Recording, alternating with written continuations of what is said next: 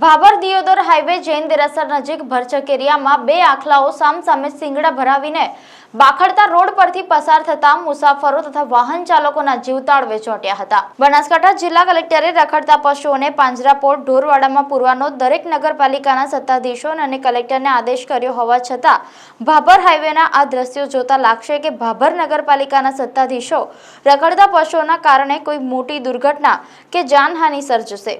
ભાભરમાં રખડતા પશુઓનો ત્રાસ દિન પ્રતિદિન વધતી રહ્યો છે। ગત શુક્રવારની સાંજે ભાભર દિયોદર હાઈવે જૈન દેરાસર નજીક ભરચક એરિયામાં બે આખલાઓ સામસામે શિંગડા ભરાવીને બાખડ્યા હતા। આખલાઓ એટલા હિંસક બન્યા હતા કે હાઈવે રોડ પરથી પસાર થતા મુસાફરો, વાહન ચાલકો તેમજ હાઈવે પરના દુકાનદારોના જીવ તાળવે ચોંટ્યા હતા।